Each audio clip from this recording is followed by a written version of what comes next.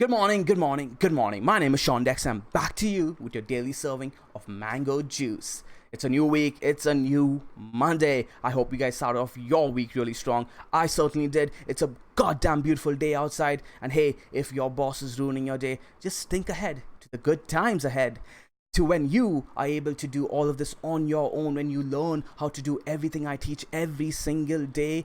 You guys won't need that boss anymore. God damn it, you guys won't need anyone anymore. And that's one of the reasons, well, that's a primary reason why I do this every single day. It's so that you guys can attain the same freedom that I did because of trading.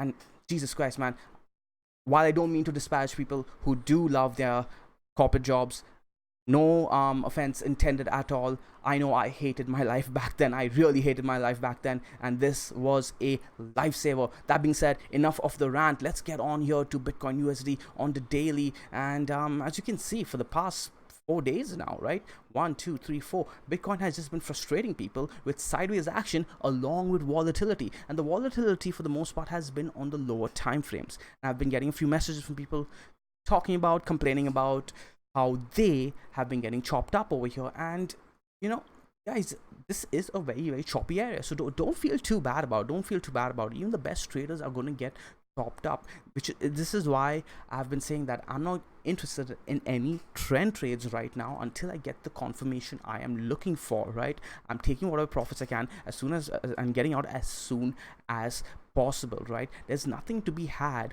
on the high time frames just yet. It's coming pretty soon, in my opinion, and we'll talk about that right now. Let's go ahead and firstly, let's go ahead and switch to the weekly and see what's going on with that. We just closed a new week, right?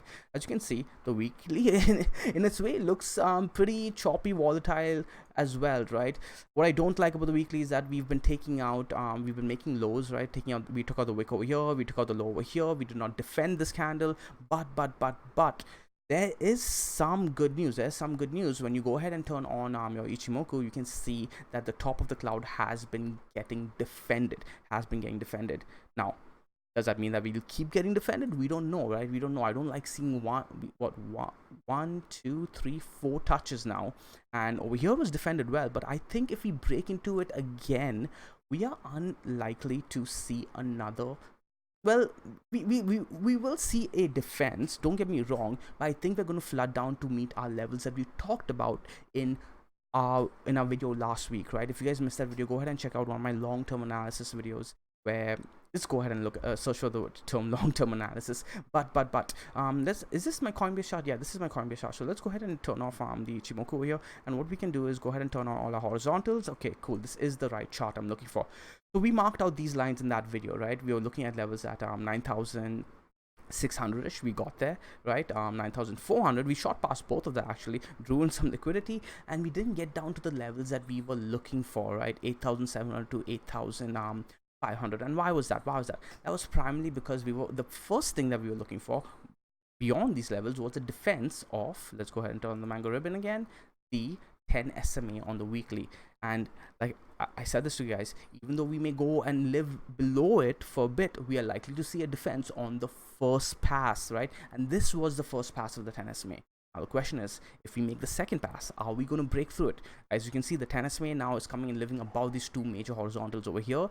We've already tested that area once, right? The horizontals and the 10 SMA. Now the 10 SMA is living above that.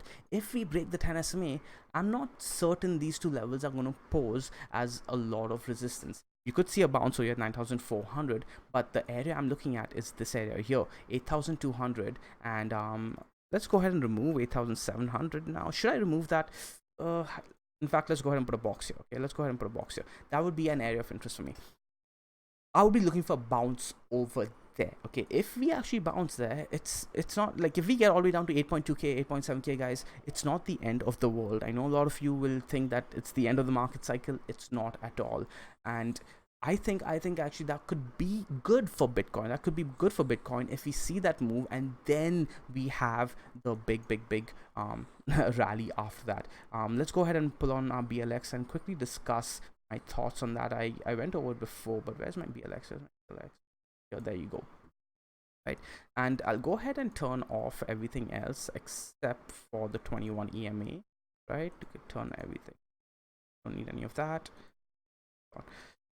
Okay, as you can see, the 21 EMA, why is my, yeah, got to, the 21 EMA, in terms of a market cycle perspective, has really been a good indicator as to whether Bitcoin is going to have a nice run or not.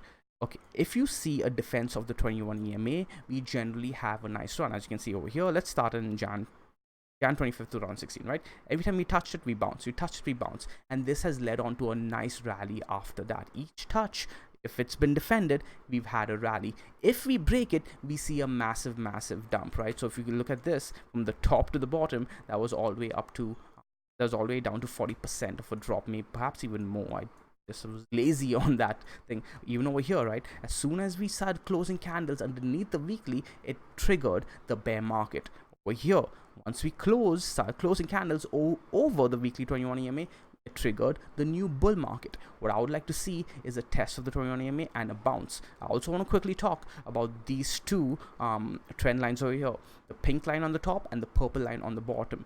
I'm not going to go over it again in detail, but they're essentially marking the market cycle highs, the market cycle lows, and the breakdowns from each of them. As you can see, each time we've broken into and lived between those two trend lines, we've been in a, I don't want to say accumulation zone, but we've been in a nice market trending cycle.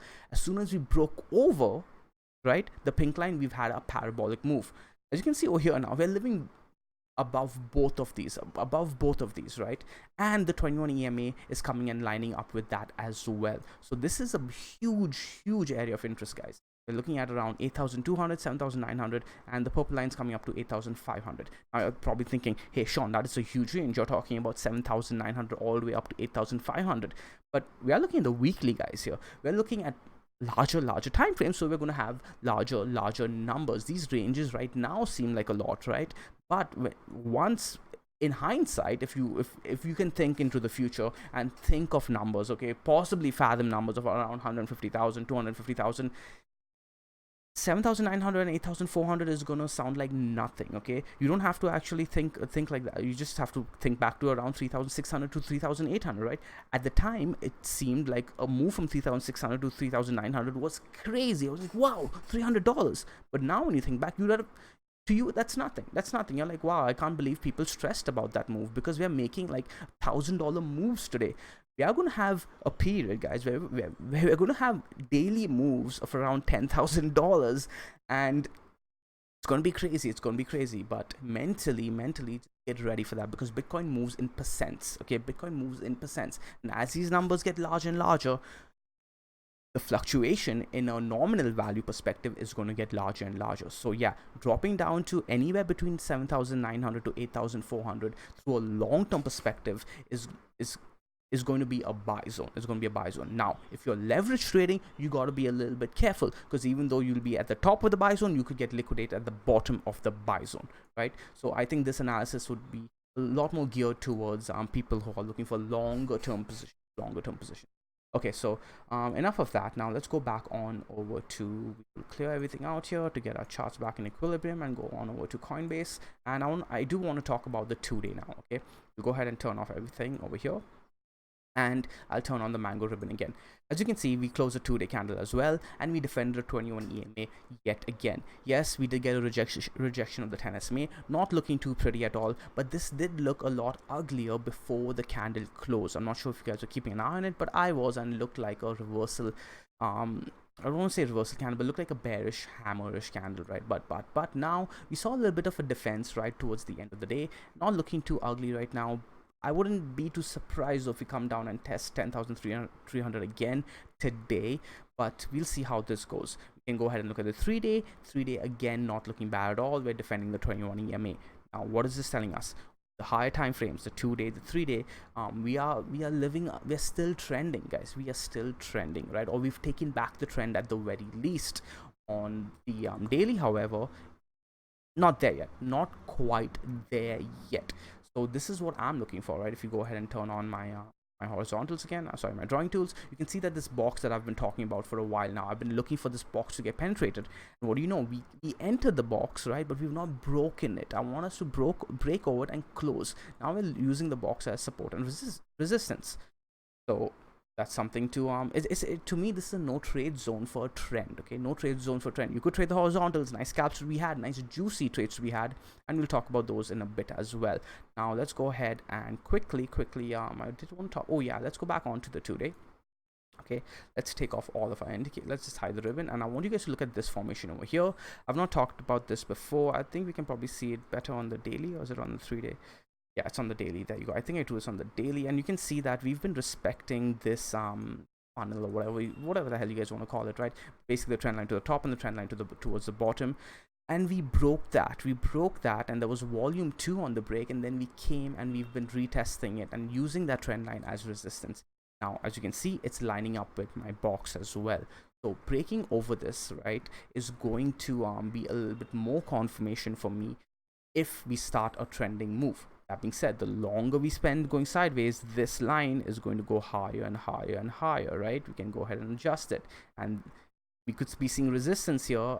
The more time we spend sideways, this resistance line could meet price action all the way at 13,000, or perhaps even higher, 15,000, 15,500. So what we are going to do over here at Mango is we're going to keep these trend lines on the chart, so we don't forget about that when and if Bitcoin starts trending towards the upside. All right, now let's think back again to last week when I was talking about the daily and I was talking about the Ichimoku, right? I was talking about the cloud. So we can go ahead now and turn off all our lines over here. We don't need it. Are we on the daily? Yes, we are. And we go ahead and turn on Ichimoku.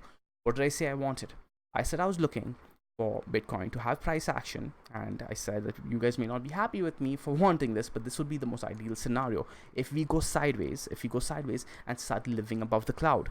That way we're going to have the Tenkin, the Kijun, and the cloud all proving as support right underneath us. But that is premise on the fact that Bitcoin is living above the Tenkin, the Kijun, and the cloud. Currently it's living above the cloud, yes, but it's not living above the Tenkin and Kijun. In fact, we lost the Kijun yesterday and we're using it as resistance. The ideal scenario would be if we retake both of these and we start just going sideways around here.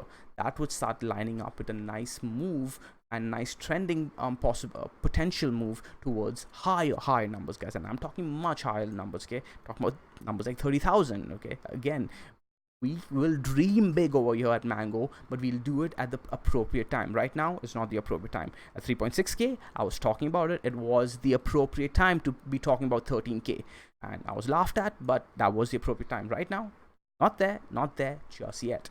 So we will wait. Okay, now let's go ahead and look at where the cloud is lining up, the bottom of the cloud, right? So where are we right now? We're all the way here, and the bottom of the cloud, the top of the cloud is 8,700. Remember, that was a major horizontal that we were looking at, right? Let's go ahead and turn on our lines. Is it there?